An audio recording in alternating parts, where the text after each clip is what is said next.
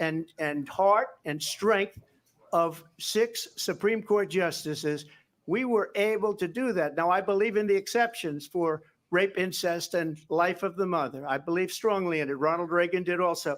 85% of Republicans do. Welcome, welcome. We are doing this at this we were able to stage get it, so that we and do now not have states to are worry about voting on any it. And for the first interference or anything time, like that. you're But going to see, welcome all. look, this is an issue that's torn our country apart for 52 years. Every legal scholar, every Democrat, every Republican, liberal, conservative, they all wanted this issue to be brought back to the states where the people could vote. And that's what happened. Now, Ohio, the vote was somewhat liberal. Kansas, the vote was somewhat liberal, much more liberal than people would have thought.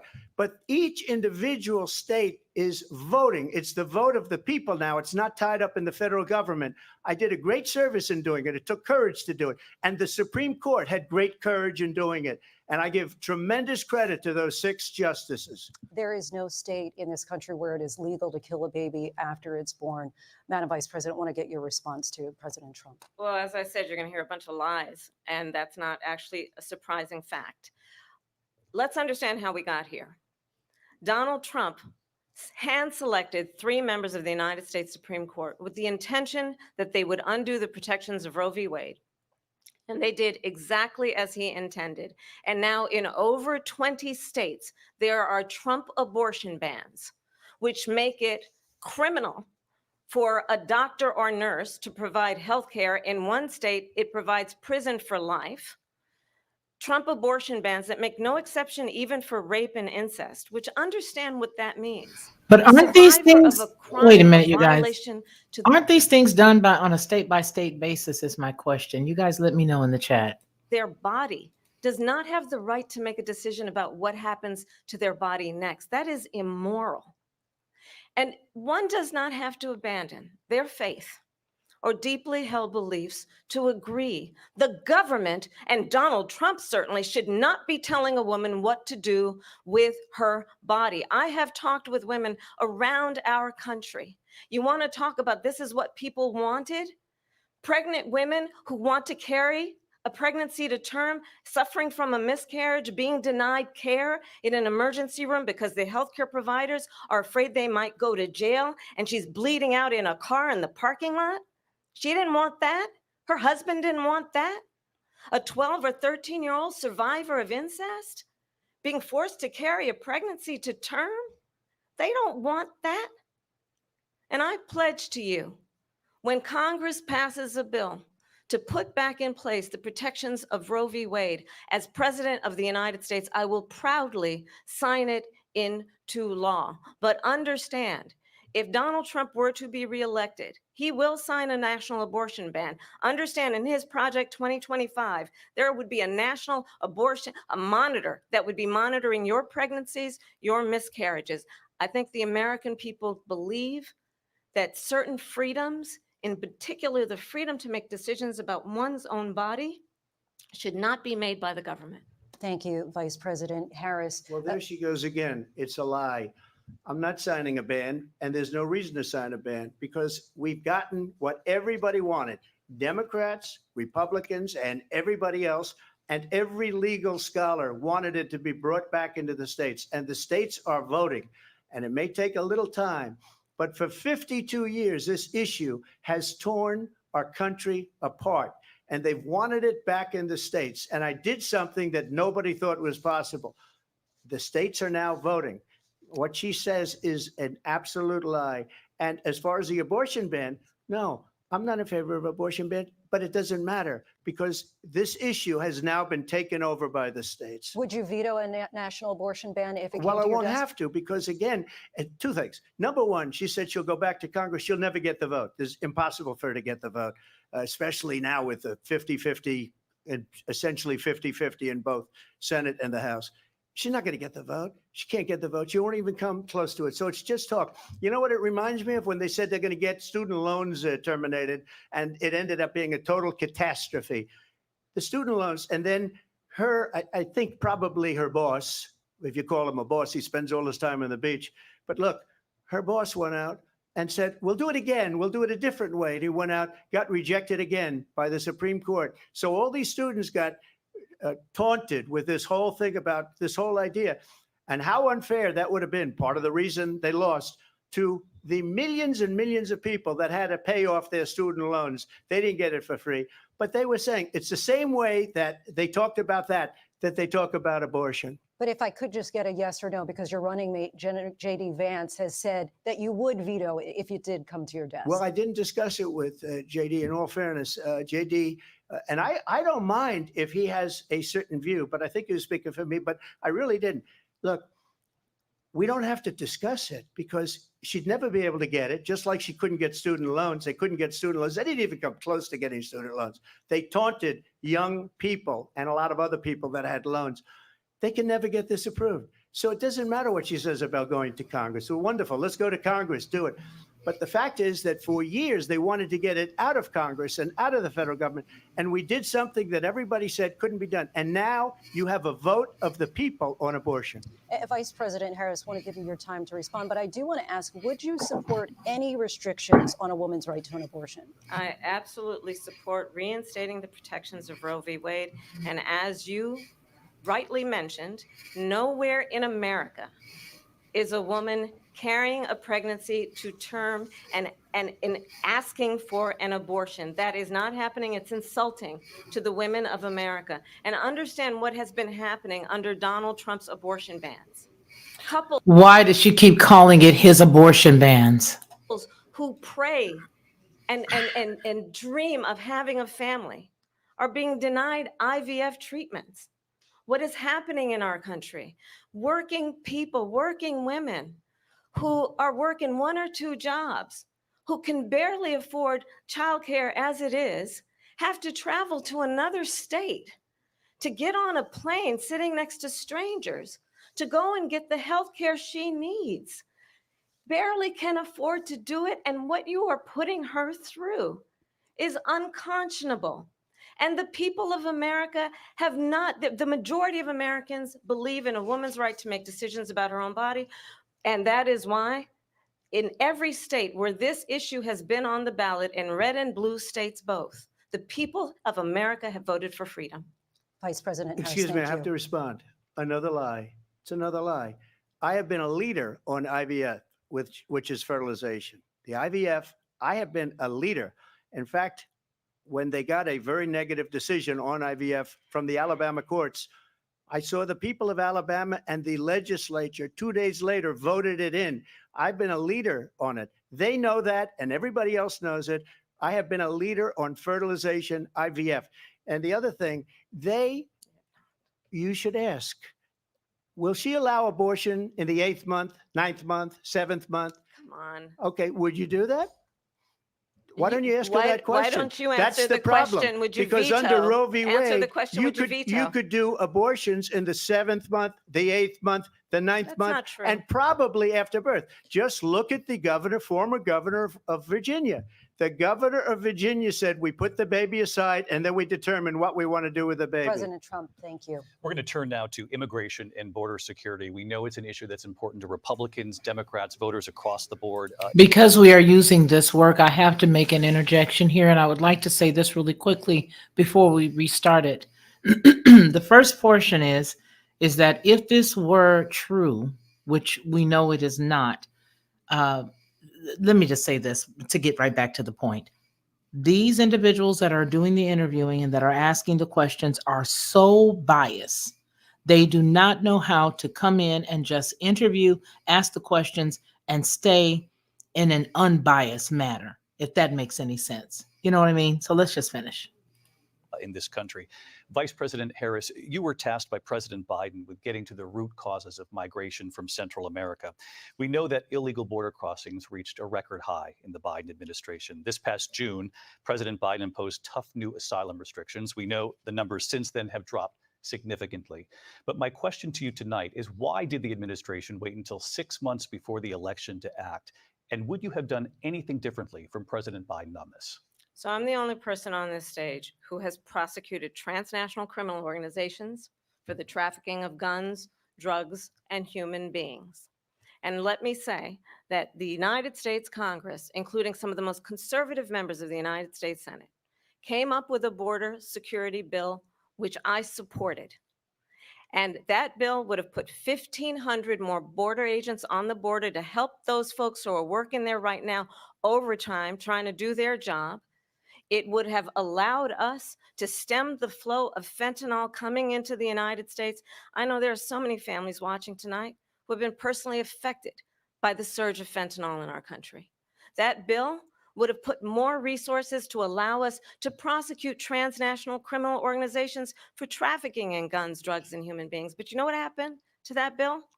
Donald Trump got on the phone, called up some folks in Congress, and said, kill the bill. And you know why? Because he'd prefer to run on a problem instead of fixing a problem. And understand, this comes at a time where the people of our country actually need a leader who engages in solutions, who actually addresses the problems at hand. But what we have in the former president is someone who would prefer to run on a problem instead of fixing a problem. And I'll tell you something, he's going to talk about immigration a lot tonight, even when it's not the subject that is being raised. And I'm going to actually do something really unusual, and I'm going to invite you to attend one of Donald Trump's rallies, because it's a really interesting thing to watch. You will see during the course of his rallies, he talks about fictional characters like Hannibal Lecter. He will talk about windmills cause cancer. And what you will also notice is that people start leaving his rallies early out of exhaustion and boredom. And I will tell you, the one thing you will not hear him talk about is you. You will not hear him talk about your needs, your dreams, and your desires.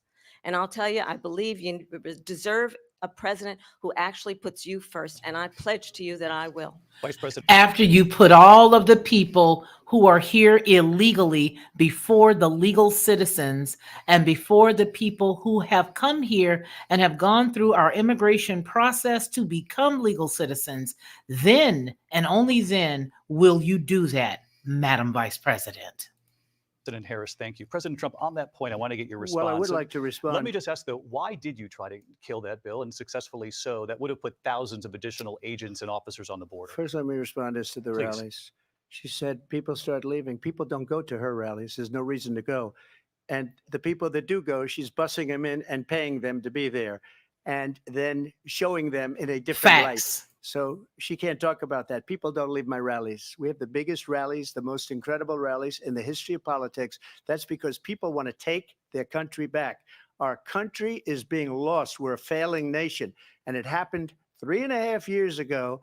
And what's going on here, you're going to end up in World War III, just to go into another subject. What they have done to our country by allowing these millions and millions of people to come into our country, and look at what's happening to the towns all over the United States. And a lot of towns don't want to talk. It's not going to be Aurora or Springfield. A lot of towns don't want to talk about it because they're so embarrassed by it. In Springfield, they're eating the dogs, the people that came in. They're eating the cats. They're eating the pets of the people that live there. And this is what's happening in our country. And it's a shame. As far as rallies are concerned, as far as the reason they go is they like what I say. They want to bring our country back. They want to make America great again. It's a very simple phrase, make America great again. She's destroying this country. And if she becomes president, this country doesn't have a chance of success. Not only success, we'll end up being Venezuela on steroids. I just want to clarify here. You bring up Springfield, Ohio, and ABC News did reach out to the Okay, city. so here is what I'm concerned with this right here. You know, I believe that he allowed himself to be railroaded. And again, I can only deal with this based on what's fair, right? I don't have a dog in the hunt with either one of them. However, what I will say is truth, facts are facts. And if you allow somebody to railroad you into a presidential debate like this, where you know that the odds are stacked against you, it infuriates me to see this, because it's 3 against 1. But the funny piece is that if anybody does have their eyeballs open, they'll be able to understand that there's a reason why there's 3 against 1, because these things are happening in the United States right now. And they would like to allow all of us to keep our eyes closed until it's at such a point where there is no control and you will not be able to stop it. Let's listen. city manager there. He told us there have been no credible reports of specific claims of pets being harmed, injured, or abused by individuals within the immigrant community. Well, All I've seen this, people on television. let me just say here, this is the people on this is television a say clar- my dog was taken and used for food. So maybe he said that, and maybe that's a good Yeah. thing to say for a city manager. I'm not taking this from But the television. people are I'm on taking it from television the city saying their manager. dog was eaten by the people that went there. True. Again, the Springfield city manager says there's no evidence of that. Vice We'll President find Harris, out. I'll let you respond to the rest of what you've heard. You talk about extreme. This is, I think, one of the reasons why in this election, I actually have the endorsement of 200 Republicans who have formerly worked with President Bush, Mitt Romney, and John McCain, including the endorsement of former Vice All President Dick Cheney rhinos. and Congress member Liz Cheney. Rhinos. And if you want to really know the inside track on who the former president is, if he didn't make it clear already, just ask people who have worked with him. His former chief of staff, a 4-star general, has said he has contempt for the Constitution of the United States. Wait a minute, lady. Let's not go there with people who used to work for people. You have lost more people out of your personal cabinet than anybody that I could ever think of. And I am going to continue to interject when I hear a lie. Again, I don't care if it's him telling one or if it's her telling one. She's been schooled very well because she has some backup with this. But the truth about the matter is that if people do their true and honest, independent research, they will find that what she is saying is not true. United States. His former national security advisor has said he is dangerous and unfit. His former Secretary of Defense has said the nation, the republic, would never survive another Trump term.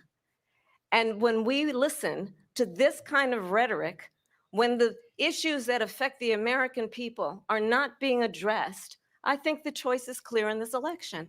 President Trump, I'll give you a quick minute. Question: where have you been for the last 3.5 years? You're speaking as if this man is actually in office. You're speaking as if this man is the reason why the country is in the situation that it has grown to over the past 3.5 years. You are a part of the existing issue here, madam. Minute to respond Yeah. here. Thank you. Because when I hear that, see, I'm a different kind of a person. I fired most of those people, not so graciously. They did bad things or a bad job. I fired them. They never fired one person.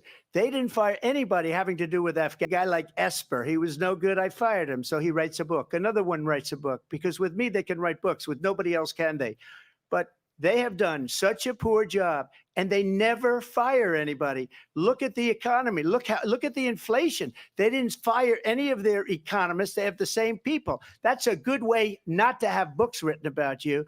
But just to finish, I got more votes than any Republican in history by far. In fact, I got more votes than any sitting president in history by far. Let me continue on immigration. It was what you wanted to talk about earlier. So let's get back to your deportation proposal that the vice president has reacted to as well. President Trump, you call this the largest domestic deportation operation in the history of our country. You say you would use the National Guard. You say if things get out of control, you'd have no problem using the U.S. With local military. police, yes. You also said you would use local police. How would you deport 11 million undocumented immigrants? I know you believe that number is much higher. Take us through this. What does this look like? Will authorities be going door to door in this country? Yeah, it is much higher because of them. They allowed criminals, many millions of criminals. They allowed terrorists. They allowed common street criminals. They allowed people to come in, drug dealers to come into our country. And they're now in the United States and told by their countries like Venezuela, don't ever come back or we're going to kill you. Do you know that crime in Venezuela and crime in countries all over the world is way down? You know why? Because they've taken their criminals off the street and they've given them to her to put into our country. And this will be one of the greatest mistakes in history for them to allow. And I think they probably did it because they think they're going to get votes, but it's not worth it because they're destroying the fabric of our country by what they've done. There's never been anything done like this at all. They've destroyed the fabric of our country. Millions of people let in, and all over the world, crime is down all over the world except here. Crime here is up and through the roof, despite their fraudulent statements that they made. Crime in this country is through the roof. And we have a new form of crime. It's called migrant crime. And it's happening at levels that nobody thought possible. President Trump, as you know, the FBI says overall Here we go. crime is actually coming down in this country. But Vice Excuse me, President the Harris, FBI they were defrauding statements. They didn't include the worst cities. They didn't include the cities with the worst crime. It was a fraud, just like their number of 818,000 jobs that they said they created turned out to be a fraud. And let's be clear where each person stands on the issue of what is important about respect for the rule of law and respect for law enforcement. The former vice president called for defunding federal law enforcement, 45,000 agents, get this, on the day after he was arraigned on 34 felony counts. So let's talk about what is important in this race. It is important that we move forward, that we turn the page on this same old tired rhetoric and address the needs of the American people, address what we need to do about the housing shortage, which I have a plan for. Oh my God, I don't know about you, but where has she been the last 3.5 years? Address what we must do to support our small businesses, address bringing down the price of groceries. But frankly, the American people are exhausted with this same old tired playbook. Vice President Harris, thank you. Excuse me. Every one of those cases was started by them against their political opponent. And I'm winning most of them, and I will win the rest on appeal. And you saw that with the decision that came down just recently from the Supreme Court. I'm winning most of them. But those are cases, it's called weaponization. Never happened in this country. They weaponized the Justice Department. Every one of those cases was involved with the DOJ, from Atlanta and Fani Willis to the Attorney General of New York and the DA in New York. Every one of those cases.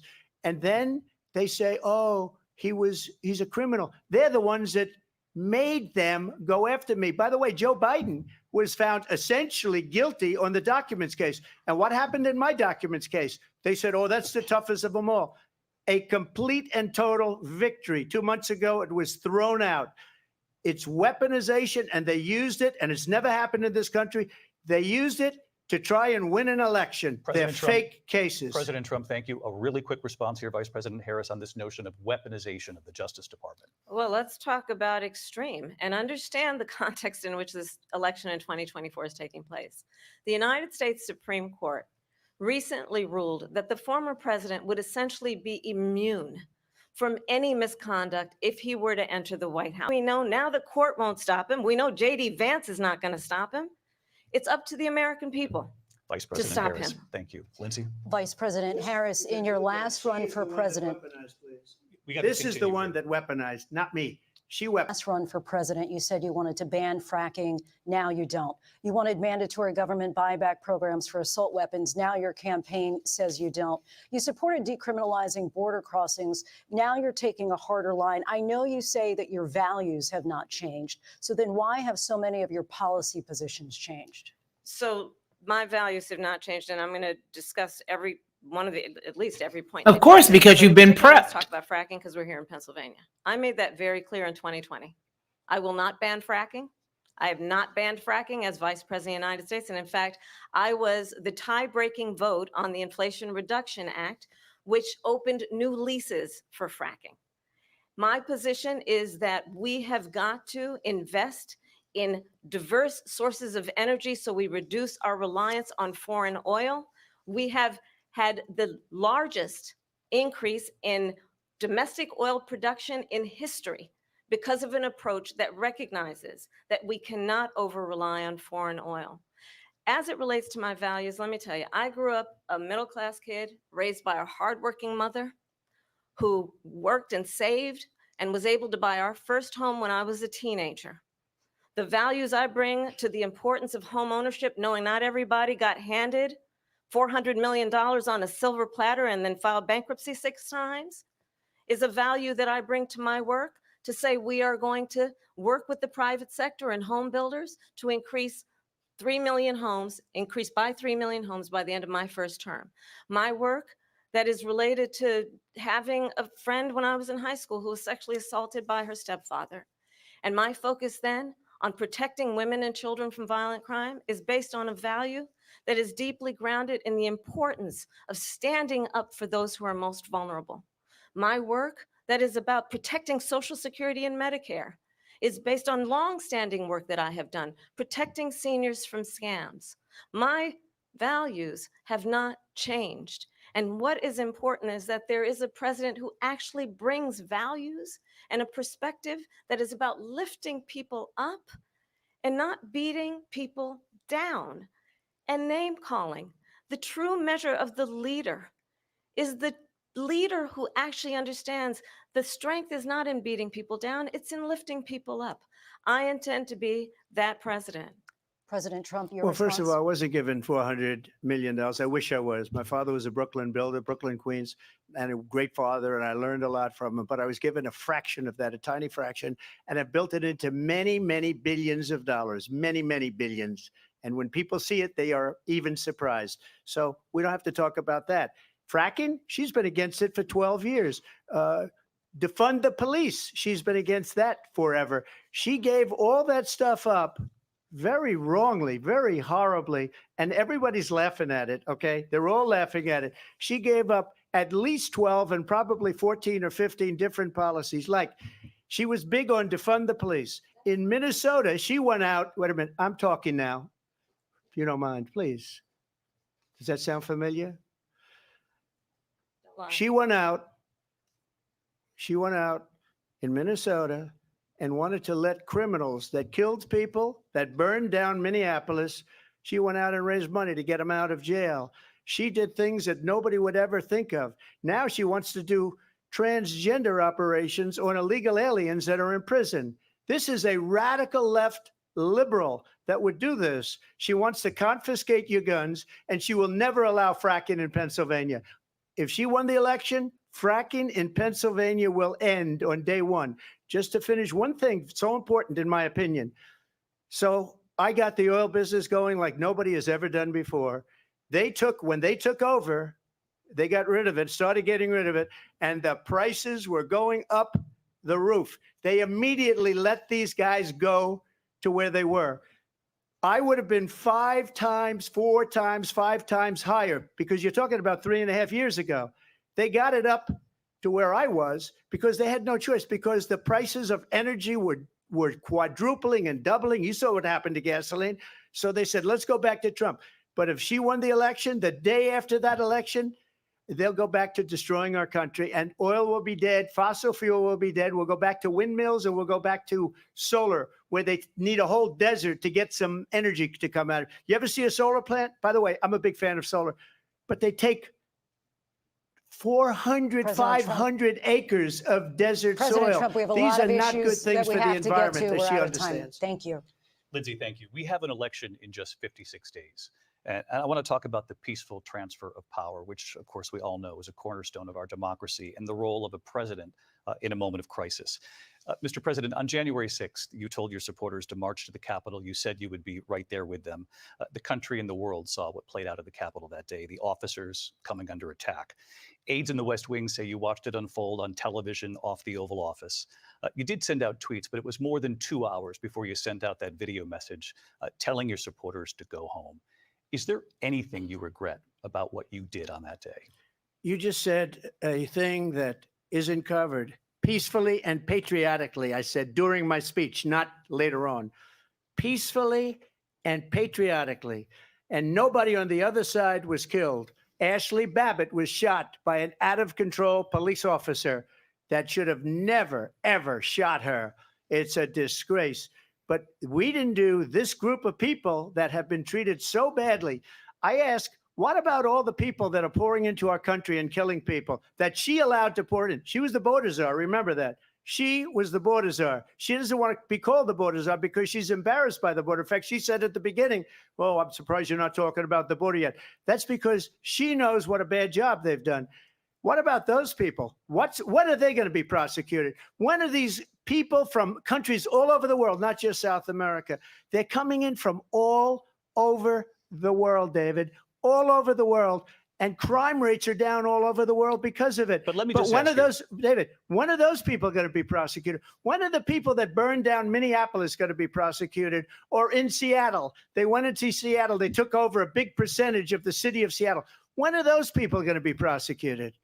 But let me just ask You might ask her that You question. were the president. You were watching it unfold on television. It's a very simple question as we move forward toward another election. Is there anything you regret about what you did on that day? Yes or no? I had nothing to do with that other than they asked me to make a speech. I showed up for a speech. I said, I think it's going to be big. I went to Nancy Pelosi and the mayor of Washington, D.C., and the mayor put it back in writing, as you know. I said, you know, this is going to be a very big rally or whatever you want to call it. And again, it wasn't done by me. It was done by others. I want to pause here because I want to show you something that he just said. And we're going to look at this really quickly and get right back to it because it's very important that we point to these things as they're being stated. This is what I want to share with you guys right here that came from X. This is from, excuse me. If you are able to chip in now at Minnesota Freedom Fund to help post bail for those protesting on the ground in Minnesota, post bail. This is the truth. And we're going to do this throughout this time because we have to be able to have ownership of what we're talking about tonight. But this is the truth right here. So let's get back to where we were so that way we are able to stay on point. Okay. Hold on just a second and we'll go back right where we were. Thank you guys for allowing me to share that with you.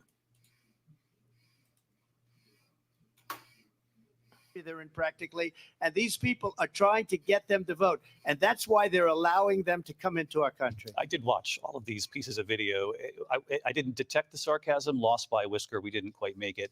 And we should just point out here as clarification, and you know this, you and your allies, 60 cases in front of many judges, many of them No Republican. judge looked at it. And said They there was said no we didn't have widespread fraud. standing. That's the other ABC thing. should They said ABC we should didn't be have ashamed. standing, a technicality. Can you imagine a ABC should be ashamed. system where a person in an election doesn't have standing? The president of the United States doesn't have standing. That's how we lost. If you look at the facts, and I'd love to have you'll do a special on it. I'll show you Georgia, and I'll show you Wisconsin, and I'll show you Pennsylvania, and I'll show you, we have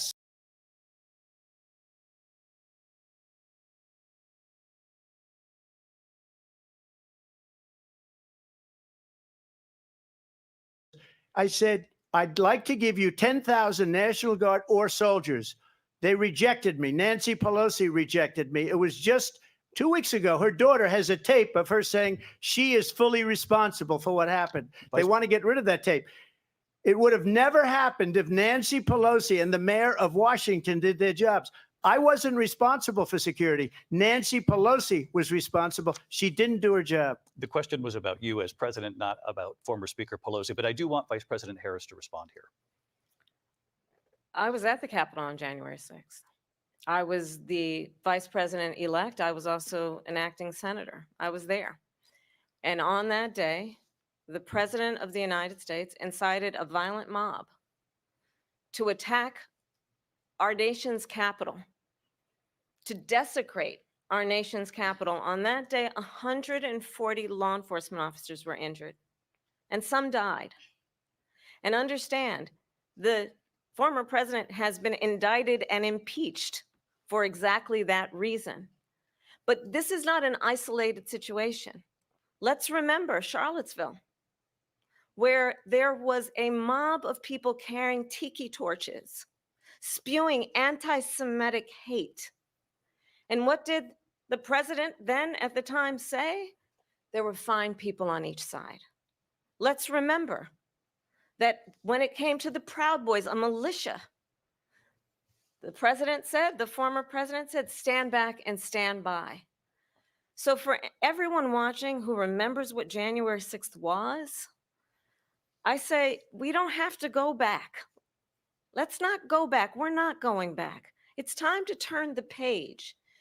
And if that was a bridge too far for you, well, there is a place in our campaign for you to stand for country, to stand for our democracy, to stand for rule of law, and to end the chaos, and to end the approach that is about attacking the foundations of our democracy because you don't like the outcome. And be clear on that point. Donald Trump, the candidate, has said in this election there will be a bloodbath if this and the outcome of this election is not to his liking. Let's turn the page on this. Let's not go back. Let's chart a course for the future and not go backwards to the past. Let me just follow up here. It was a different term, and it was a term that related to energy because they have destroyed our energy business. That was where bloodbath was. Also, on Charlottesville, that story has been, as you would say, debunked. Laura Ingraham, Sean Hannity, Jesse, all of these people, they covered it. If they go an extra sentence, they will see it was perfect. It was debunked in almost every newspaper, but they still bring it up, just like they bring 2025 up. They bring all of this stuff up. I ask you this, you talk about the Capitol. Why are we allowing these millions of people to come through on the southern border? How come she's not doing anything? And I'll tell you what I would do, and I would be very proud to do it. I would say we would both leave this debate right now. I'd like to see her go down to Washington, D.C. during this debate because we're wasting a lot of time. Go down to, because she's been so bad, it's so ridiculous. Go down to Washington, D.C. and let her sign a bill to close up the border because they have the right to do it. They don't need bills. They have the right to do it. The president of the United States, you'll get him out of bed. You'll wake him up at 4 o'clock in the afternoon. Right. You'll say, come on down to the office. Let's sign a bill. If he signs a bill that the border is closed, all he has to do is say it to the Border Patrol, who are phenomenal. If they do that, the border is closed. Mr. Those President, people are killing many people, unlike J6. We talked immigration here tonight. I do want to focus on this next issue to both of you because it really brings us this into focus, truth in these times that we're living in. Mr. President, for 3.5 years after you lost the 2020 election, you repeatedly falsely claimed that you won, many times saying you won in a landslide. In the past couple of weeks leading up to this debate, you have said, quote, you lost by a whisker, that you, quote, didn't quite make it, that you came up a little bit short. I said that? Are you now acknowledging that you lost in 2020? No, I don't acknowledge that at all. But I you said did that say sarcastically. That. You know that. It was said, oh, we lost by a whisker. That was said sarcastically. Look, there's so much proof. All you have to do is look at it. And they should have sent it back to the legislatures for approval. I got almost 75 million votes, the most votes any sitting president has ever gotten. I was told if I got 63, which was what I got in 2016, you can't be beaten. The election, people should never be thinking about an election as fraudulent. We need two things. We need walls, and we have to have it. We have to have borders, and we have to have good elections. Our elections are bad. And a lot of these illegal immigrants coming in, they're trying to get them to vote. They can't even speak English. They don't even know what country they're in practically. And these people are trying to get them to vote. And that's why they're allowing them to come into our country. I did watch all of these pieces of video. I didn't detect the sarcasm, lost by a whisker. We didn't quite make it. And we should just point out here as clarification, and you know this, you and your allies, 60 cases in front of many judges, many of them Republican. No judge looked at it. And said they was said no we didn't have fraud. standing. That's the other thing. They said we didn't have standing, a technicality. Can you imagine a system where a person in an election doesn't have standing? The president of the United States doesn't have standing. That's how we lost. If you look at the facts, and I'd love to have you'll do a special on it. I'll show you Georgia, and I'll show you Wisconsin, and I'll show you Pennsylvania, and I'll show you. We have so many facts and statistics, but you know what? That doesn't matter because we have to solve the problem that we have right now. That's old news. And the problem that we have right now is we have a nation in decline, and they have put it into decline. We have a nation that is dying, David. Mr. President, thank you. Vice President Harris, you heard the president there tonight. He said he didn't say that he lost by whisker. So he still believes he did not lose the election that was won by President Biden and yourself. But I do want to ask you about something that's come up in the last couple of days. This was a post from President Trump.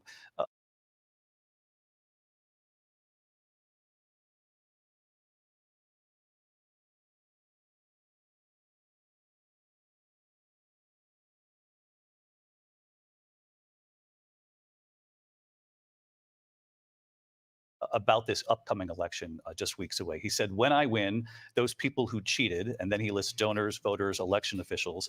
What I said was, can you be any more fraudulent than this moderator?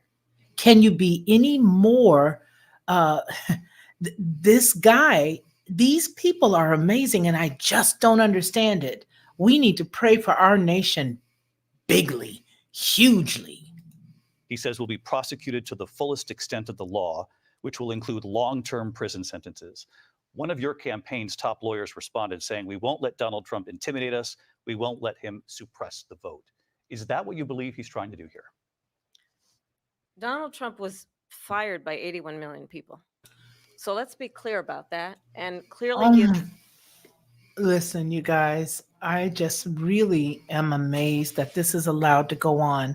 And we, again, have to really, really take all that we're seeing, put it in the proper perspective, and be able to delineate between what's real and what's not real.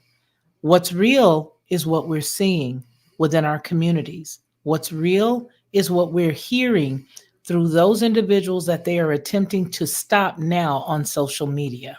There are some people on social media that are plants that are not telling the truth. But for the most part, there are a lot of people within a lot of communities within the United States that are on the ground with cameras, just walking around, videotaping a regular day in New York, videotaping a regular day in parts of Colorado, parts of Los Angeles, California, walking down the streets in California and Hollywood, looking at people who are totally overcome by the fentanyl and the drugs and everything that's been allowed to come within the United States over the past 3.5 years. This country does not look the same because this is not the same place that it once was. Is having a very difficult time processing that. But we cannot afford to have a president of the United States who attempts, as he did in the past, to upend the will of the voters in a free and fair election.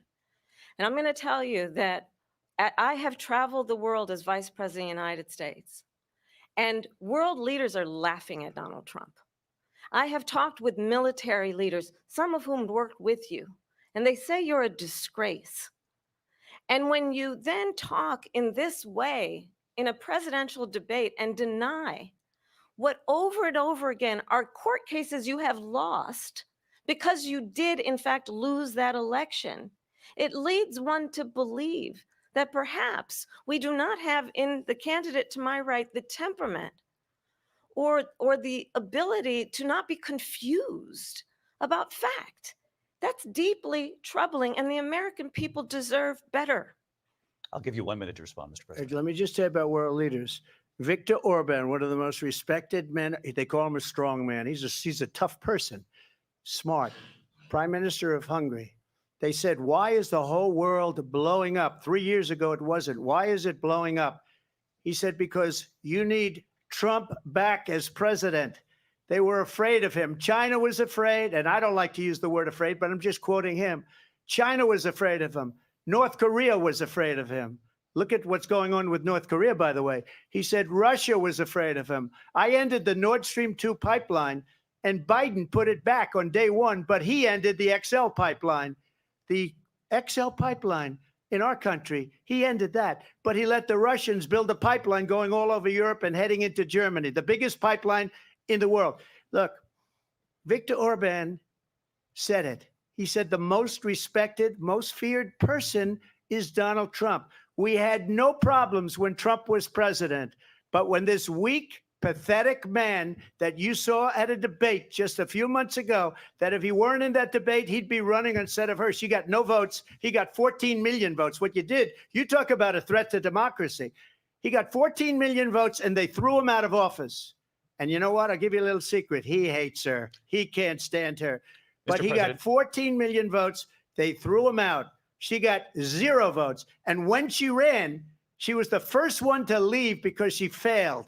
And now she's running. I don't understand it, but I'm okay with it because your time is I think up. we're going to do very well. We've got a lot more to get to. Turning now to the Israel-Hamas war and the hostages who are still being held, Americans among them.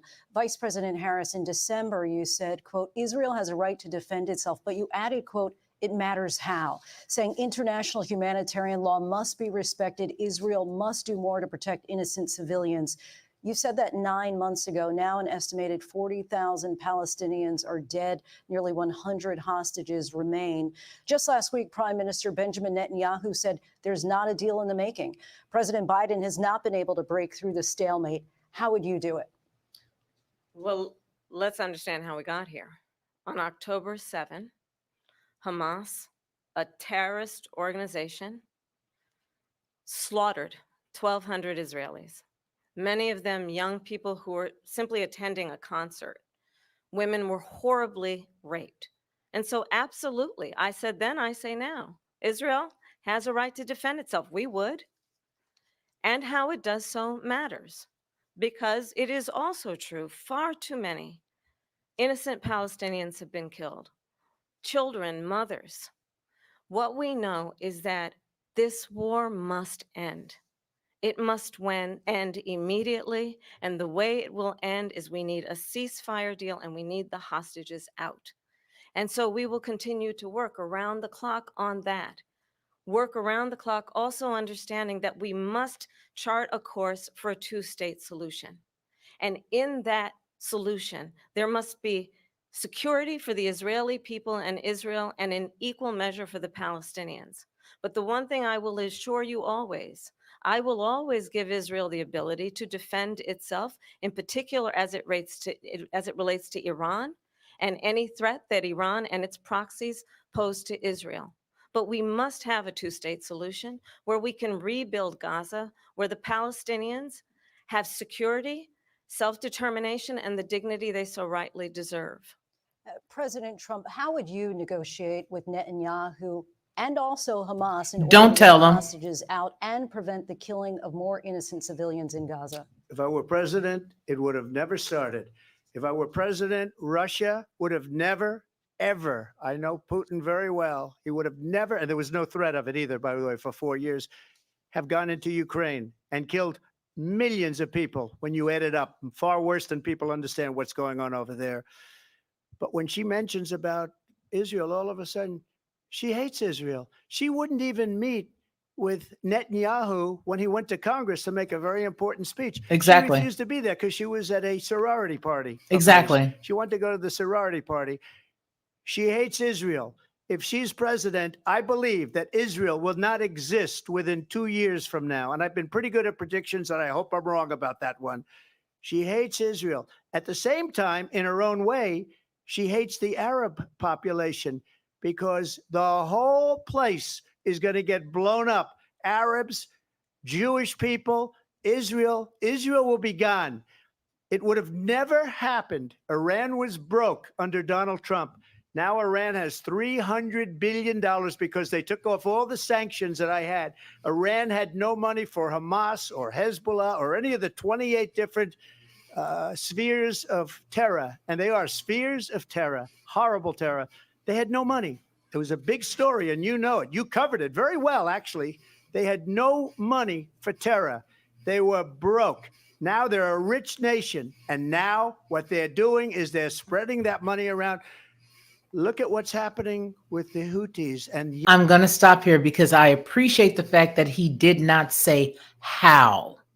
And the reason why I'm saying that is because anything he says, she simply jumps on it and creates it as if it's hers, especially something as small as the whole tip thing for workers who were servers and things of that nature. Just jump right on it, say it's theirs, hijack it, and run with it. And it's done specifically so that she can continue to shroud who she really is and what she really stands for.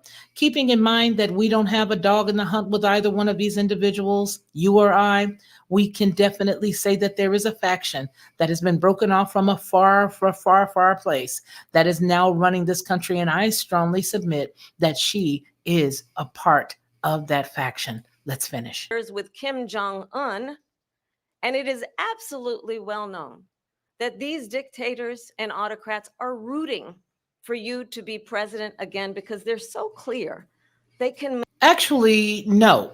Russian President Vladimir Putin just came out and said He's rooting for you. Manipulate you with flattery and favors. And that is why so many military leaders who you have worked with have told me you are a disgrace. That is why we understand that we have to have a president who is not consistently weak and wrong on Vice national President security, Harris. including the importance of upholding and respecting in highest regard our military. Vice President Harris, thank you. They're the ones, and she's the one that caused it, that's weak on national security by allowing every nation last month for the year, 168 different countries sending people into our country. Their crime rates are way down. Putin endorsed her last week, said, I hope she wins. And I think he meant it, because what he's gotten away with is absolutely incredible. It wouldn't have happened with me. The leaders of other countries think that they're weak and incompetent, and they are. They're grossly incompetent. And I just ask one question. Why does Biden go in and kill the Keystone Pipeline and approve the single biggest deal that Russia's ever made, Nord Stream 2, the biggest pipeline anywhere in the world going to Germany and all over Europe? Because they're weak and they're ineffective. And Biden, by the way, President gets paid Trump, a lot of money. Thank you. We have a lot of issues to get to. We'll be right back with much more of this historic ABC News presidential debate. From the Yes, so as soon as he begins to speak truth, now they've got a lot of stuff to get to.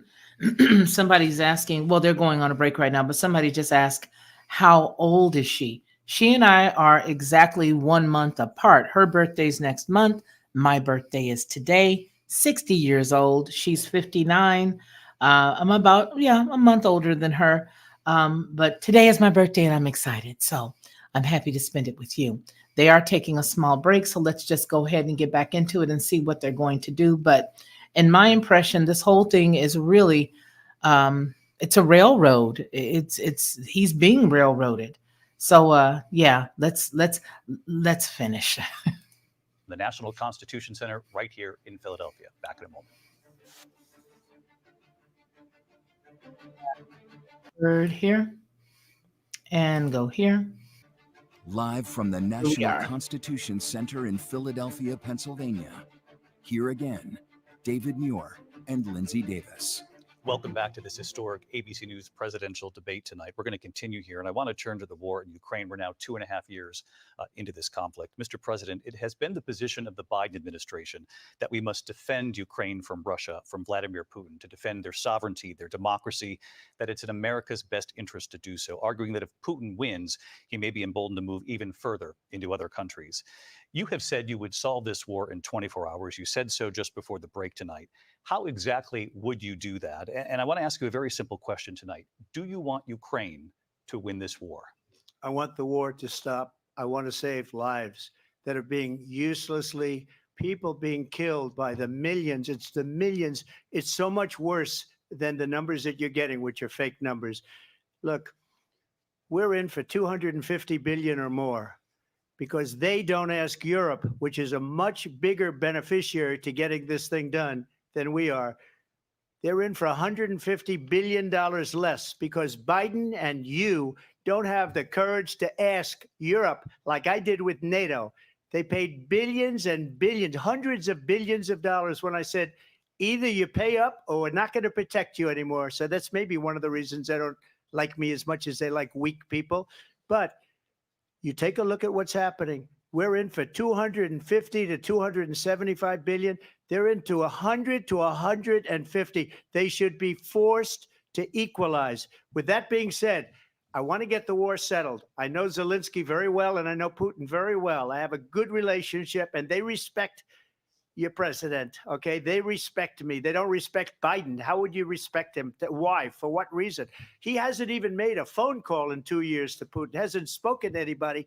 They don't even try and get it. That is a war that's dying to be settled. I will get it settled before I even become president. If I win, when I'm president-elect, and what I'll do is I'll speak to one, I'll speak to the other, I'll get them together. That war would have never happened. And in fact, when I saw Putin after I left, unfortunately left because our country has gone to hell. But after I left, when I saw him building up soldiers, he did it after I left. I said, oh, he must be negotiating. It must be a good, strong point of negotiation. Well, it wasn't, because Biden had no idea how to talk to him. He had no idea how to stop it. And now you have millions of people dead, and it's only getting worse, and it could lead to World War III. Don't kid yourself, David. We're playing with World War III, and we have a president that we don't even know if where is our president? We don't even know if he's a president. And just to clarify they here, threw him out of a campaign like a dog. We don't even know. Is he our president? But we have a president that doesn't know he's alive. your time is up. Just to clarify in the question, do you believe it's in the U.S. best interest for Ukraine to win this war? Yes or no? I think it's the U.S. best interest to get this war finished and just get it done. All right. Negotiate a deal, because we have to stop all of these human lives from being destroyed. I want to take this to Vice President Harris. I want to get your thoughts on support for Ukraine in this moment, but also as Commander-in-Chief, if elected, how would you deal with Vladimir Putin, and would it be any different from what we're seeing from President Biden? Well, first of all, it's important to remind the former president, you're not running against Joe Biden, you're running against me. I believe Wow. The reason that Donald Trump says that this war would be over within 24 hours is because he would just give it up. And that's not who we are as Americans. Let's understand what happened here. I actually met with Zelensky a few days before Russia invaded, tried through force to change territorial boundaries, to defy one of the most important international rules and norms, which is the importance of sovereignty and territorial integrity. And I met with President Zelensky. I shared with him American intelligence about how he could defend himself. Days later, I went to NATO's eastern flank, to Poland and Romania. And through the work that I and others did, we brought 50 countries together to support Ukraine in its righteous defense. And because of our support, because of the air defense, the ammunition, the artillery, the javelins, the Abrams tanks that we have provided, Ukraine stands as an independent and free country. If Donald Trump were president, Putin would be sitting in Kyiv right now. And understand what that would mean, because Putin's agenda is not just about Ukraine. Understand why the European allies and our NATO allies are so thankful that you are no longer president, and that we understand the importance of the greatest military alliance the world has ever known, which is NATO, and what we have done to preserve the ability of Zelensky and the Ukrainians to fight for their independence. Otherwise, Putin would be sitting in Kyiv with his eyes on the rest of Europe, starting with Poland. And why don't you tell the 800,000 Polish Americans right here in Pennsylvania how quickly you would give up for the sake of favor and what you think is a friendship with what is known to be a dictator who would eat you for lunch. Vice President Harris, thank you. We've heard from both of you on Ukraine tonight. Afghanistan came up in the last hour. I wanted her to respond to something you said earlier, and please, I'll give you a minute here. Putin would be sitting in Moscow, and he wouldn't have lost 300,000 men and women, but he would have been sitting in Moscow. Quiet, please. He would have been sitting in Moscow, much happier than he is right now. But eventually, you know, he's got a thing that other people don't have. I'm sorry. This man just told that woman for the second time, quiet, please. And she shut up.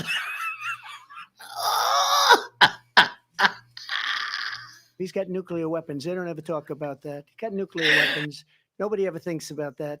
And eventually, maybe he'll use them, and maybe he hasn't been that threatening, but he does have that. Something we don't even like to talk about. Nobody likes to talk about it. But just so you understand, they sent her to negotiate peace before this war started. 3 days later, he went in and he started the war because everything they said was weak and stupid.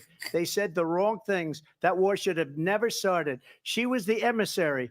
They sent her in to negotiate with Zelensky and Putin, and she did. And the war started 3 days later. And that's the kind of talent we have with her. She's worse than Biden. In my opinion, I think he's the worst president in the history of our country. She goes down as the worst vice president in the history of our country. But let me tell you something. She is a horrible negotiator. They sent her in to negotiate. As soon as they left, Putin did the invasion. President Trump, thank you. You did bring up something. You said you went Hold on a second. He is absolutely right. That did happen that way. And I think that it's absolutely hilarious that he said, I think she's worse than Biden. To negotiate with Vladimir Putin. Vice President Harris, have you ever met Vladimir Putin? Can you clarify tonight? Yet again, I said it at the beginning of this debate, you're going to hear a bunch of lies coming from this fellow. And that is another one. When I went to meet with President Zelensky, I've now met with him over 5 times. The reality is it has been about standing as America always should, as a leader upholding international rules and norms, as a leader who shows strength, understanding that the alliances we have around the world are dependent on our ability to look out for our friends and not favor our enemies because you adore strongmen instead of caring about democracy. And that is very much what is at stake here. The President of the United States is commander in chief. And the American people have a right to rely on a president who understands the significance of America's role and responsibility in terms of ensuring that there is stability and ensuring we stand up for our principles and not sell them for the benefit of personal flattery. We've talked about Ukraine and Vladimir Putin. I do want to talk about Afghanistan. It came up in the first hour of this debate. I want to move on to Afghanistan. Stoltenberg said Trump did the most amazing thing I've ever seen. He got these countries, the 28 countries at the time, to pay up. He said, I've never seen, he's the head of NATO. He said, I've never seen. For years, we were paying almost all of NATO. We were being ripped off. You guys, I have to give thanks to Sharky Dog for my birthday, $9.99. Thank you very much. By European nations, both on trade and on NATO. I got them to pay up by saying one of the statements you made before, if you don't pay, we're not going to protect you. President Otherwise, Trump. we would have never gotten it. He said it was one of the most incredible jobs that he's ever seen done. Thank you. I want to turn to Afghanistan. It came up in the first hour of the debate, and we witnessed a poignant moment today on Capitol Hill, honoring the soldiers who died in the chaotic withdrawal from Afghanistan. I do want to ask the Vice President, do you believe you bear any responsibility in the way that withdrawal played out? Well, I will tell you, I agreed with President Biden's decision to pull out of Afghanistan. 4 presidents said they would, and Joe Biden did. And as a result, America's taxpayers are not paying the $300 million a day we were paying for that endless war. And as of today, there is not one member of the United States military who is in active duty in a combat zone in any war zone around the world, the first time this century. But This lady is a liar, and I have to stop right here. As you guys know, we still have to interject in order for us to use the content, but here's the skinny. All of our equipment that was left there on purpose. You guys did everything that you did on purpose. And you did it on purpose because you wanted to build that nice little hole that's over there right now. And everything that's going on there right now is because of what you did. So I don't want to hear anything that she has to say about that. I really would love for them to quit giving her questions, asking her to answer questions that she's already been provided. This lady cannot do any thinking on her toes. They gave her all of the questions. And I hope for whatever reason, somebody decides to go ahead and reveal that in the coming days. But let's understand how we got to where we are. Donald Trump, when he was president, negotiated one of the weakest deals you can imagine. He calls himself a deal maker. Even his national security advisor said it was a weak, terrible deal. And here's how it went down. He bypassed the Afghan government. He negotiated directly with a terrorist organization called the Taliban. The negotiation involved the Taliban getting 5,000 Taliban terrorists released. And get this. And the president at the time invited the Taliban to Camp David, a place of storied significance for us as Americans, a place where we honor the importance of American diplomacy, where we invite and receive respected world leaders. And this former president, as president, invited them to Camp David because he does not again appreciate the role and responsibility of the President of the United States to be commander in chief with a level of respect.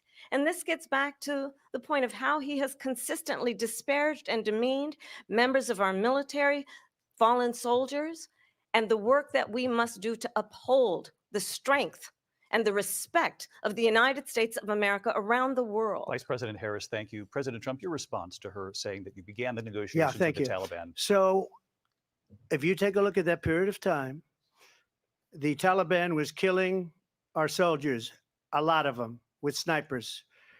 And I got involved with the Taliban because the Taliban was doing the killing. That's the fighting force within Afghanistan. They don't bother doing that because, they deal with the wrong people all the time. But I got involved. And Abdul is the head of the Taliban. He is still the head of the Taliban. And I told Abdul, don't do it anymore. You do it anymore, you're going to have problems. And he said, why do you send me a picture of my house? I said, you're going to have to figure that out, Abdul. And for 18 months, we had nobody killed. We did have an agreement negotiated by Mike Pompeo. It was a very good agreement. The reason it was good, we were getting out. We would have been out faster than them, but we wouldn't have lost the soldiers. We wouldn't have left many Americans behind, and we wouldn't have left $85 billion worth of brand new, beautiful military equipment behind. And just to finish, they blew it. The agreement said you have to do this, and they didn't do it. They didn't do it. The agreement was terminated by us because they didn't do what they were supposed to do. I want to move And on. these people did the worst withdrawal, and in my opinion, the most embarrassing moment in the history of our country. And by the way, that's why Russia attacked Ukraine, because they saw how incompetent she and her boss are. President Trump, thank you. I want to move on now to race and politics in this country. Mr. President, you recently said of Vice President Harris, quote, I didn't know she was black until a number of years ago when she happened to turn black, and now she wants to be known as black. I want to ask a bigger picture question here tonight. Why do you believe it's appropriate to weigh in on the racial identity of your opponent? I don't, and I don't care. I don't care what she is. I don't care. You make a big deal out of something. I couldn't care less. Whatever she wants to be is okay with me. But those were your words. So I'm I asking. don't know. I mean, all I can say is I read where she was not black. She is the one who made it a big deal about the black situation. She is the one who allowed the media and the Biden administration and herself by not clarifying her ethnicity. Listen, Trump didn't do anything but respond to what they started. And here comes the crap show. Let's just see this. That she put out, and I'll say that. And then I read that she was black, and that's okay. Either one was okay with me. That's up to her. That's up to her. Vice President Harris, your thoughts on this? I think honestly, I think it's a tragedy that we have someone who wants to be president who has consistently, over the course of his career, attempted to use race to divide the American people. I do believe that the vast majority of You have attempted to use race to divide the American people by going into Atlanta, Georgia, and putting on a Southern, quote unquote, black drawl accent, by going into other areas and putting on a quote unquote black drawl accent. You are the one who decided to say that because you allegedly joined a black sorority, and I say allegedly because I don't see anything with her crossing line. I don't see any pictures of her online. I don't see, and by online, I mean when you are going for a sorority or for a fraternity, you go online with your frat brothers and sisters and you do all these rituals and things that they do. I've never seen one picture of her. She is the one who allowed race to be injected. And if you guys remember, we had Judge Joe Brown here who broke even her father's ethnicity down. There ain't one bone of black in this woman. Not one. Especially when your mama say she a Caucasian on your birth certificate. There, I fixed it for you. lets us know that we have so much more in common than what separates us, and we don't want this kind of approach that is just constantly trying to divide us, and especially by race. And let's remember how Donald Trump started. He was a land. He owned buildings, and he was investigated because he refused to rent property to Black families. Let's remember, this is the same individual who took out a full-page ad in the New York Times calling for the execution of 5 young Black and Latino boys who were innocent, the Central Park 5. Took out a full-page ad calling for their execution. This is the same individual who spread birther lies about the first Black president of the United States. And I think the American people want better than that, want better than this. All right, sister, I got you, girlfriend. Let me fix your wagon. Hold up. Let me fix her wagon right quick. We got to hold up, okay? Here you go. In 2008, I was framed for murder and wrongfully convicted by the office of Kamala Harris, sentenced 50 to life in prison. It took me 5.5 years to ultimately get back in the trial due to prosecutorial misconduct, and it took me another year to go to my second trial, to which I was vindicated by a jury of my peers. When I got convicted, Kamala Harris was in the courtroom. When I got sentenced 50 to life in prison, Kamala Harris was in the courtroom. When I look back and I seen her, she was smiling. And she did that stupid ass laugh that she do right now.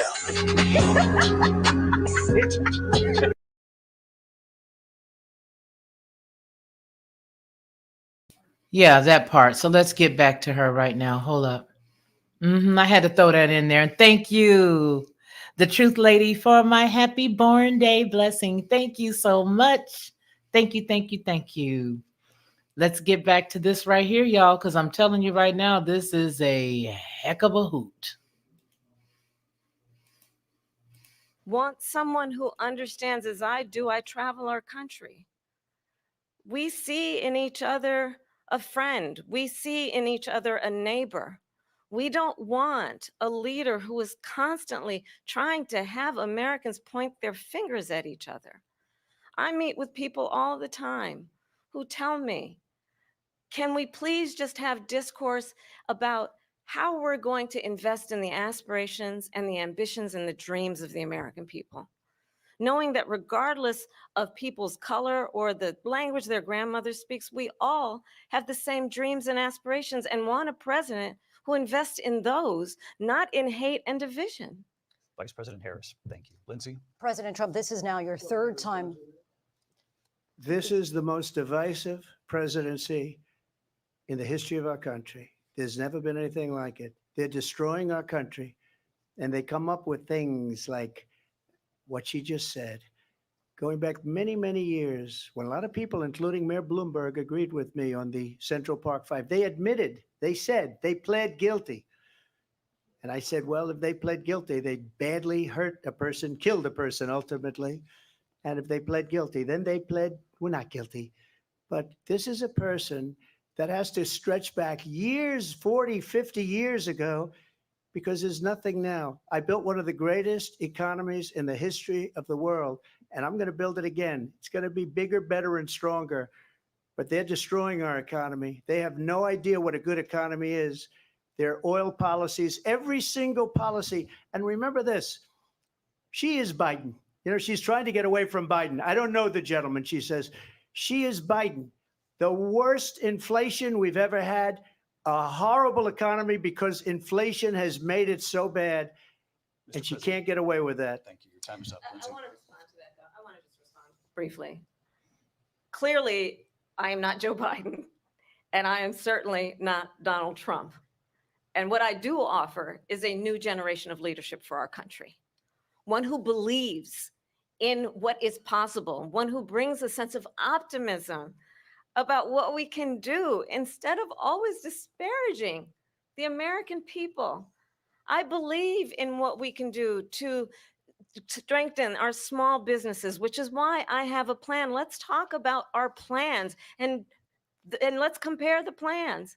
I have a plan to give startup businesses $50,000 tax deduction, to pursue their ambitions, their innovation, their ideas, their hard work. I have a plan, $6,000 for young families for the first year of your child's life to help you in that most critical stage of your child's development. I have a plan that is about allowing people to be able to pursue what has been fleeting in terms of the American dream by offering a help with down payment of $25,000 down payment assistance for first-time home buyers. That's the kind of conversation, I believe, David, that people really want tonight, as opposed to a conversation that is constantly about belittling and name calling. Let's turn the page Vice President and move Harris, forward. thank you. Let's turn to policy. President Let's Trump, turn back we to have policy. to move on. To President destroy Trump, our country. Let's turn to policy, She has please. a plan to defund the police. She has a plan to confiscate everybody's gun. President Trump, She we has do a have to plan move to on to not other allow issues. fracking in Pennsylvania or anywhere else. Okay. Thank you, That's Mr. what her President. plan is until just recently. I just need Lindsay, to go ahead. respond President because Trump- no, the President former Trump- president has said No, I'm something sorry. twice that I need to No, respond to. I'm sorry. I We're just gonna need to move respond on, Vice one President time Harris. to what he has President said Trump, this multiple is times. now your Yes. third time running for president. You have long vowed to repeal and replace the Affordable Care Act, also known as Obamacare. You have failed to accomplish that. You now say you're going to keep Obamacare, quote, unless we can do something much better. Last month, you said, quote, we're working on it. So tonight, 9 years after you first started running, do you have a plan, and can you tell us what it is? Obamacare was lousy health care, always was. Hold on, I have to fact check that last thing that she said with regards to the buying of the houses. All right, we'll get right back to that for a second, but let's just go here right fast, okay? Here, Kamala Harris's campaign promise of a $25,000 first-time home buyer down payment excludes almost all Americans, but illegal immigrants will meet the requirement. Kamala Harris's newly announced policy is being very misrepresented by media headlines. The new policy is only for first-generation homebuyers, not first-time homebuyers, first-generation homebuyers. And why is that important? Because America, if anyone in your family or if your parents have owned a home, guess what? You're not a first-generation home buyer. No, you don't qualify. So who does qualify? Well, I'll tell you. Who qualifies is people who are coming here from other countries. And those individuals do not necessarily have to be American citizens in order for them to qualify for the loans and the monies that are going to be given, for example, by NGOs. There are some non-governmental agencies that have been found to be allegedly, because I'm going to put it out there like that, attached to her. There are NGOs that have been attached to her that are giving funds through some of the programs that will give money to first-time home buyers. We'll just say that, and then let's just get back over here to the other portion so that we can continue there. But I had to put a pencil there for a very quick second. Here we go. It's not very good today. And what I said, that if we come up with something, and we are working on things, we're going to do it and we're going to replace it. But remember this, I inherited Obamacare because Democrats wouldn't change it. They wouldn't vote for it. They were unanimous. They wouldn't vote to change it. If they would have done that, we would have had a much better plan than Obamacare. But the Democrats came up, they wouldn't vote for it. I had a choice to make when I was president. Do I save it and make it as good as it can be? Never going to be great. Or do I let it rot? And I felt I had an obligation, even though politically it would have been good to just let it rot and let it go away. I decided, and I told my people, the top people, and they're very good people. I have a lot of good people in that administration. We read about the bad ones. We had some real bad ones too, and so do they. They have really bad ones. The difference is they don't get rid of them. But let me just explain. I had a choice to make. Do I save it and make it as good as it can be, or do I let it rot? And I saved it. I did the right thing, but it's still never going to be great, and it's too expensive for people. And what we will do is we're looking at different plans. If we can come up with a plan that's going to cost our people, our population, less money, and be better health care than Obamacare, then I would absolutely do it. But until then, I'd run it as good as it can be run. So just a yes or no, you still do not have a plan. I have concepts of a plan. I'm not president right now. But if we come up with something, I would only change it if we come up with something that's better and less expensive. And there are concepts and options we have to do that. And you'll be hearing about it in the not too distant future. Vice President Harris, in 2017, you supported Bernie Sanders' proposal to do away with private insurance and create a government-run healthcare system. 2 years later, you proposed a plan that included a private insurance option. What is your plan today? Well, first of all, I absolutely support, and over the last 4 years as vice president, private healthcare options. But what we need to do is maintain and grow the Affordable Care Act. But I'll get to that, Lindsay. I just need to respond to a previous point that the former president has made. I've made very clear my position on fracking. And then this business about taking everyone's guns away. Tim Walz and I are both gun owners. We're not taking anybody's guns away. So stop with the continuous lying about this stuff. As it relates to the Affordable Care Act, understand, let's just look at the history to know where people stand. When Donald Trump was president, 60 times he tried to get rid of the Affordable Care Act. 60 times. I was a senator at the time when I will never forget the early morning hours when it was up for a vote in the United States Senate. And the late, great John McCain, who you have disparaged as being, you don't like him. Got to do it again. As far as the buyback and all that stuff, here we go. We gonna keep doing it, baby, because as long as you keep running your jibs, I'm going to have to show it. Harris, I support a mandatory buyback program. Harris reiterated her support for the mandatory buyback of assault weapons, joining Beto O'Rourke and fellow Senator Cory Booker in backing the approach from the forum stage. Quote, we have to have a buyback program, and I support a mandatory gun buyback program, she said. It's got to be smart. We got to do it the right way. But there are 5 million assault weapons, at least some estimate as many as 10 million.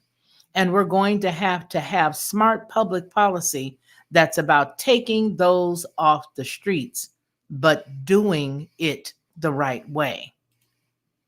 Let's go. Go right back where we were. You said at the time, because he got caught. He was an American hero. The late, great John McCain, I will never forget that night, walked onto the Senate floor and said, no, you don't. No, you don't. No, you don't get rid of the Affordable Care Act. You have no plan. And what the Affordable Care Act has done is eliminate the ability of insurance companies to deny people with pre-existing conditions. I don't have to tell the people watching tonight, you remember what that was like? Remember when an insurance company could deny if a child had asthma, if someone was a breast cancer survivor, if a grandparent had diabetes? And thankfully, as I've been vice president and we over the last 4 years have strengthened the Affordable Care Act, we have allowed for the first time Medicare to negotiate drug prices on behalf of you, the American people. Donald Trump said he was going to allow Medicare to negotiate drug prices. He never did. We did. And now we have capped the cost of insulin at $35 a month. Since I've been vice president, we have capped the cost of prescription medication for seniors at $2,000 a year. And when I am president, we will do that for all people, understanding that the value I bring to this is that access to health care should be a right and not just a privilege of those who can afford it. And the plan has to be to strengthen the Affordable Care Act, not get rid of it. Vice President Harris, thank in terms you. of where Donald Trump stands on that. I want to move to an issue Well, that's important for a She lot made a of. mistake. Number one, John McCain fought Obamacare for 10 years. But it wasn't only him. It were all of the Democrats that kept it going. And you know what? We can do much better than Obamacare, much less money. But she won't improve private insurance for people, private medical insurance. That's another thing she doesn't want to get. President People Trump are paying privately for insurance that have worked hard and made money, and they want to have private. She wants everybody to be on government insurance where you wait 6 months for an operation that you need immediately. President Trump, thank you. We have another issue that we'd like to get to that's important for a number of Americans, in particular younger voters, and that's climate change. President Trump, with regard to the environment, you say that we have to have clean air and clean water. Vice President Harris, you call climate change an existential threat. The question to you both tonight is, what would you do to fight climate change? And Vice President Harris, we'll start with you. 1 minute for you each. Well, the former president had said that climate change is a hoax. And what we know is that it is very real. You ask anyone who lives in a state who has experienced these extreme weather occurrences, who now is either being denied home insurance or it's being jacked up. Sorry, got to go back to the healthcare stuff. The whole single payer piece. Let's just go ahead and see this flashback. Single payer. For those of you who understand, you understand. Here we go. As we talk about moving toward a single payer system, I think that there is certainly momentum and energy around that. So we'll go ahead and finish. I'm going to have to just stop it every time because I'm not going to allow stuff that's not right to happen. Here we are. Let's go, folks. You ask anybody who has been the victim of what that means in terms of losing their home, having nowhere to go. We know that we can actually deal with this issue. The young people of America care deeply about this issue. And I am proud that as vice president over the last 4 years, we have invested $1 trillion in a clean energy economy, while we have also increased domestic gas production to historic levels. We have created over 800,000 new manufacturing jobs while I have been vice president. We have invested in clean energy to the point that we are opening up factories around the world. Donald Trump said he was going to create manufacturing jobs. He lost manufacturing jobs. And I'm also proud to have the endorsement of the United Auto Workers and Sean Fain, who also know that part of building a clean energy economy includes investing in American-made products, American automobiles. It includes growing what we can do around American manufacturing and opening up auto plants, not closing them like happened under Donald Trump. Vice President Harris, thank you. That didn't happen under Donald Trump. Let me just tell you, they lost 10,000 manufacturing jobs this last month. It's going, they're all leaving. They're building big auto plants in Mexico, in many cases owned by China. They're building these massive plants, and they think they're going to sell their cars into the United States because of these people. What they have given to China is unbelievable. But we're not going to let that. We'll put tariffs on those cars so they can't come into our country, because they will kill the United Auto Workers and any auto worker, whether it's in Detroit or South Carolina or any other place. What they've done to business and manufacturing in this country is horrible. We have nothing because they refuse. You know, Biden doesn't go after people because supposedly China paid him millions of dollars. He's afraid to do it. Between him and his son, they get all this money from Ukraine. They get all this money from all of these different countries. And then you wonder, why is he so loyal to this one, that one, Ukraine, China? Why is he? Why did he get $3.5 million from the mayor of Moscow's wife? Why did she pay him $3.5 million? This is a crooked administration, and they're selling our country down the tubes. President Trump, thank you. Thank you. We'll be right back with closing statements from both of our candidates. An historic night, this ABC News presidential debate from Philadelphia. Back in a moment. Let's go ahead and fast forward through till we get off of that right about here. There. Constitution Center in Philadelphia, Pennsylvania. Thank you all for Here hanging again, out with us. David Muir and Lindsay Davis. Welcome back tonight. The time has come for closing statements, and Vice President Harris, we begin with you. So I think you've heard tonight two very different visions for our country. One that is focused on the future, and the other that is focused on the past, and an attempt to take us backward. But we're not going back. And I do believe that the American people know we all have so much more in common than what separates us. And we can chart a new way forward. And a vision of that includes having a plan, understanding the aspirations, the dreams, the hopes, the ambition of the American people, which is why I intend to create an opportunity economy investing in small businesses, in new families, in what we can do around protecting seniors, what we can do that is about giving hardworking folks a break and bringing down the cost of living. I believe in what we can do together that is about sustaining America's standing in the world and ensuring that we have the respect that we so rightly deserve, including respecting our military and ensuring we have the most lethal fighting force in the world. I will be a president that will protect our fundamental rights and freedoms, including the right of a woman to make decisions about her own body and not have her government tell her what to do. I'll tell you, I started my career. The woman can have the right about her own body unless she's saying she does not want a manufactured product put in it by way of force and fear of losing her position at work or by losing her ability to move freely about the country. The freedom that a woman has with regards to our reproductive rights begins and ends with the choice that we make to prevent ourselves from catching STDs, STIs, and getting pregnant. It's called accountability. Career as a prosecutor. I was a DA, I was an attorney general, a United States senator, and now vice president. I've only had one client, the people. And I'll tell you, as a prosecutor, I never asked a victim or a witness, are you a Republican or a Democrat? The only thing I ever asked them, are you okay? And that's the kind of president we need right now. Someone who cares about you and is not putting themselves first.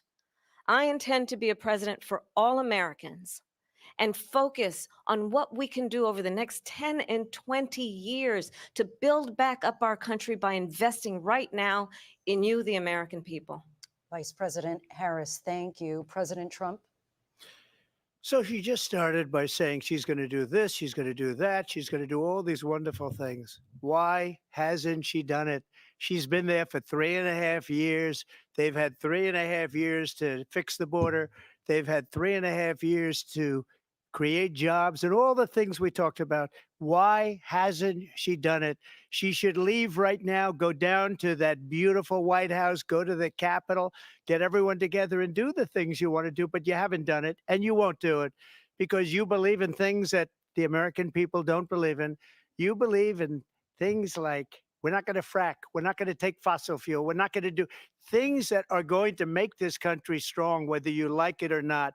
Germany tried that, and within 1 year, they were back to building normal energy plants. We're not ready for it. We can't sacrifice our country for the sake of bad vision. But I just ask one simple question. Why didn't she do it? We're a failing nation. We're a nation that's in serious decline. We're being laughed at all over the world. All over the world, they're laughed. I know the leaders very well. They're coming to see me. They call me. We're laughed at all over the world. They don't understand what happened to us as a nation. We're not a leader. We don't have any idea what's going on. We have wars going on in the Middle East. We have wars going on with Russia and Ukraine. We're going to end up in a third world war, and it'll be a war like no other because of nuclear weapons, the power of weaponry. I rebuilt our entire military.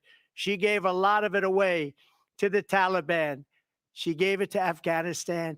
What these people have done to our country, and maybe toughest of all, is allowing millions of people to come into our country. Many of them are criminals, and they're destroying our country.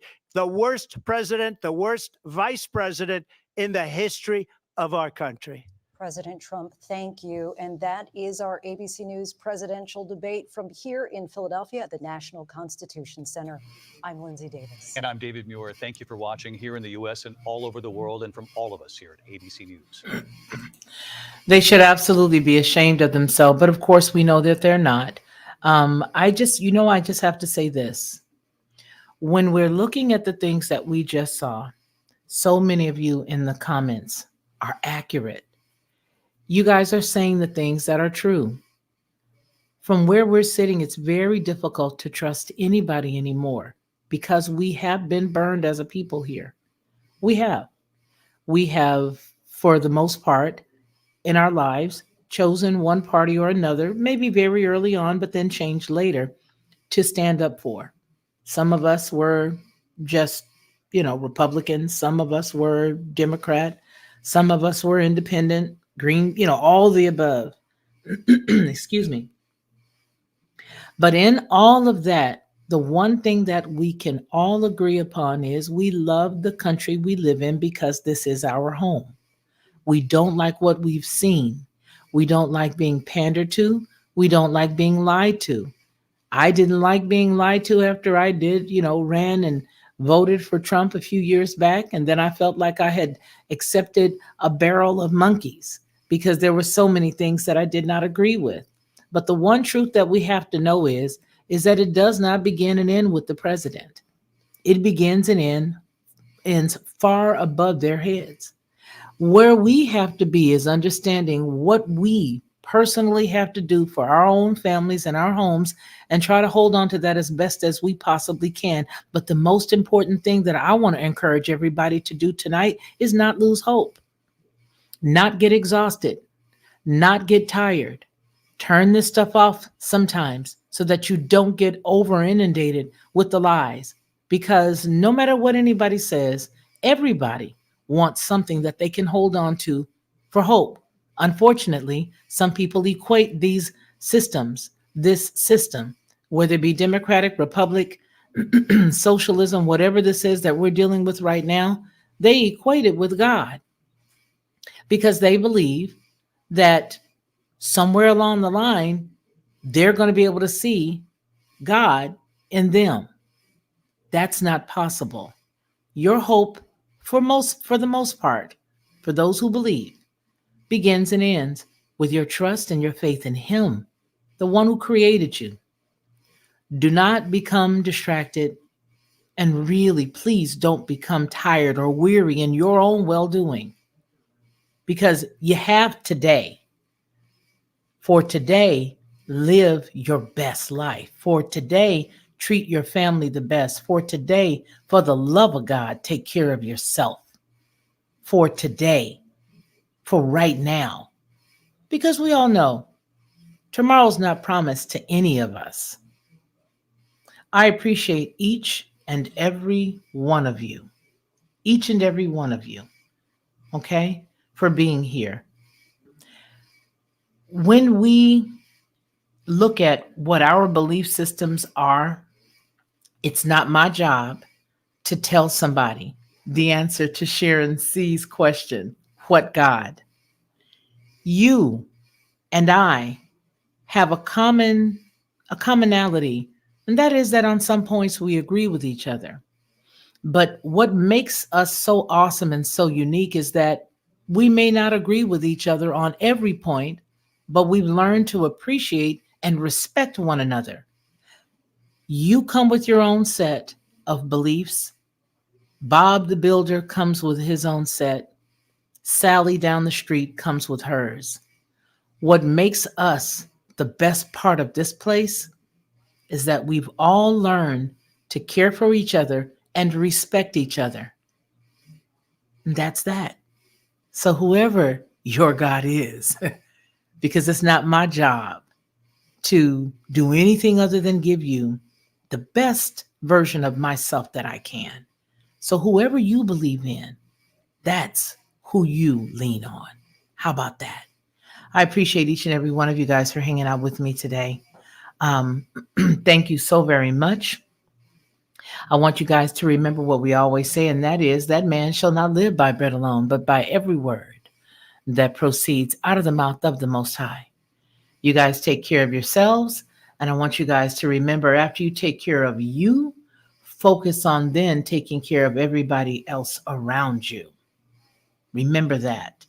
Because if you don't take care of yourself first, trust me and believe me, ain't nobody else gonna take care of you. Peace. Hey everyone, it's me, Felicia, of the Lockhart Perspective and Headlines with a Voice. I want to tell you a little secret. This is what I used to do, because I don't do it anymore. I would go to the store, buy the barbecue sauce, pour it inside of a bowl, put a whole bunch of different spices, a dash of brown sugar, a dash of maple, and a dash of mustard, stir it all around, and everybody would be like, oh my gosh, this is the best, this is the best. But I was exhausted after all of that, and a lot of times I couldn't remember how many dashes of what I put in it. But I don't have to do that anymore, because now I just go to Judge Joe Brown's website and I order his 3-pack of bottled barbecue sauce. It is by far the best, and I do mean the best barbecue sauce I've ever eaten. And when you go to his website and you order his 3-pack, you'll see exactly what I mean. Head on over to jjbbbbq.com and order Judge Joe Brown's barbecue sauce. You'll be glad you did, and you're going to tell me about it. I know you will. Lockhart Perspective.